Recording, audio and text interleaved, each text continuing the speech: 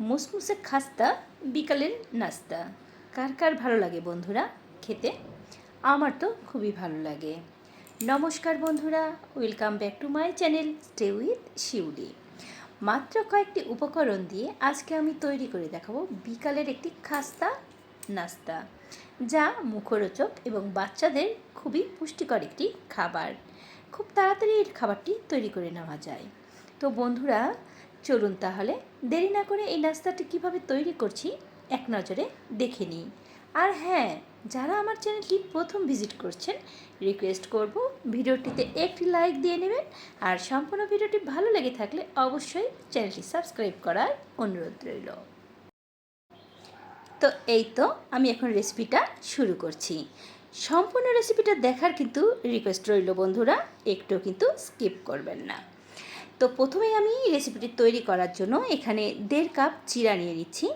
আর চিড়ার ভেতরে যে আখির ধান মরা চিড়া থাকে, এগুলো আমি বেছে নিচ্ছি। এগুলো না ভাজলে কি হয় বলুন তো, রেসিপিটা খুব ভালো করে তৈরি করলাম আর খেতে নিলে এগুলো মুখে লেগে যায় আর খুবই তখন বিশ্রী একটা অবস্থার সৃষ্টি হয়। তাই ভাত রান্না করতে বা কোনো রেসিপি তৈরি করতে চাল চিড়ার ভেতরে থেকে আখির আর ধানগুলো অবশ্যই বেছে নেওয়া প্রয়োজন। এগুলো বেছে নেওয়ার পরে আমি এখন ভালো করে পর্যাপ্ত পরিমাণে জল দিয়ে চিড়াটাকে ধুয়ে নেব। চিড়াটা ধোয়ার সময় অবশ্যই বেশি পরিমাণে জল দিয়ে হাত দিয়ে কষলে কষলে ধুয়ে নিতে হবে, কারণ চিড়ার ভিতরে কিন্তু প্রচুর পরিমাণে ময়লা থাকে। আর এই তো চিড়া ধুয়ে নিয়ে জল ঝরিয়ে রেখেছি। 10 থেকে 15 মিনিট পরে ফিরে আসছি। চিড়াটা কিন্তু একদমই ভিজে নরম হয়ে গেছে, একদম ভাতের মতন। এরপর আমি এটা একটি পাত্রে ঢেলে নিচ্ছি। ঢেলে নেওয়ার পরে এখন আমি রেসিপিটা পুরোপুরি তৈরি করার জন্য প্রস্তুতি নিচ্ছি। এর ভেতরে দিয়ে দিচ্ছি 2টি ডিম। পরিমাণ অনুযায়ী আপনারা কম বেশি অবশ্যই করে নিতে পারেন। 2টি ডিম ভেঙে নিলাম। এরপরে দিয়ে দিচ্ছি লাল আর সবুজ কালারের কাঁচামরিচ কুচি, তারপরে দিয়ে দিলাম পেঁয়াজ কুচি, এরপরে দিয়ে দিচ্ছি ধনিয়া পাতা কুচি, আর এরপরেই দিয়ে দিচ্ছি আমি জিরার গুঁড়া, যা খাবারের টেস্টটাকে বহুগুণে বাড়িয়ে দেবে। এরপরে অবশ্যই দিয়ে দিতে হবে টেস্ট অনুযায়ী লবণ। আর আরেকটি উপকরণ বাদ রয়েছে, এটা হচ্ছে চালের গুঁড়া। আমার কাছে চালের গুঁড়া আছে, তাই আমি এখানে 3 টেবিল চামচ পরিমাণে চালের গুঁড়া দিচ্ছি। আপনাদের কাছে যদি কর্নফ্লাওয়ার থাকে তাহলে সেটাও আপনারা দিয়ে দিতে পারেন। এরপরে হাত দিয়ে খুব ভালো করে ডেবে ডেবে এটাকে আমি মেখে নেব। আর হ্যাঁ বন্ধুরা, পেঁয়াজ থেকে কিন্তু জল বের হয়, তাই চালের গুঁড়া বা কর্নফ্লাওয়ার কম বেশি লাগতেই পারে। তো সেটা একটু মিশিয়ে নেবেন আর তারপরে হাত দিয়ে চেপে চেপে সময় নিয়ে এটা খুব ভালো করে আগে মেখে নেবেন। তো মেখে নিয়ে আমি ফিরে আসছি।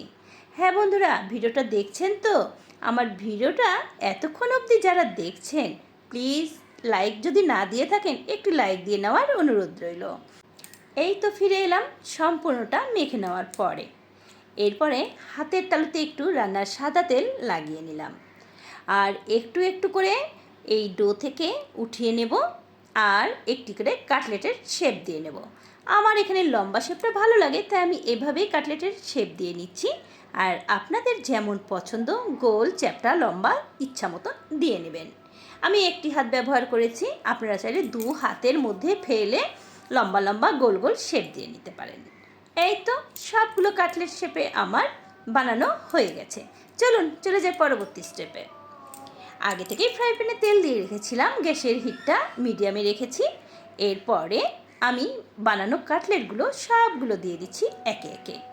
একদিকে হয়ে গেলে আস্তে আস্তে আমি উল্টে দেব, আর যখনই ব্রাউন কালার হয়ে যাবে তখনই আমি এগুলো তেল ঝরিয়ে তুলে নেব। বিকালের নাস্তায় এমন একটি পুষ্টিকর এবং মজাদার মুখরোচক খাবার খুব সহজেই কিন্তু তৈরি করে নেওয়া যায়, ঘরে যদি একটু চিড়া আর ডিম থাকে। তো বন্ধুরা, আমার এই খাস্তা রেসিপিটি আপনাদের কেমন লেগেছে অবশ্যই একটি কমেন্ট করে জানাতে ভুলবেন না। দেখুন কেমন নরম হয়েছে আর ভেতরটাও কিন্তু একদম দারুণ হয়েছে। একবার অবশ্যই তৈরি করে নেওয়ার রিকোয়েস্ট রইল। আর আমার পুরাতন বন্ধুরা যারা আমাকে সাপোর্ট দিয়ে ভালোবাসা দিয়ে এত দূরে নিয়ে এসেছো, তোমাদের অনেক অনেক ভালোবাসা। তোমরা এভাবেই আমার পাশে থেকো আর ভালো ভালো কমেন্ট করে আমাকে উৎসাহিত করো নতুন নতুন ভিডিও দিতে। সম্পূর্ণ ভিডিওটি দেখার জন্য ধন্যবাদ।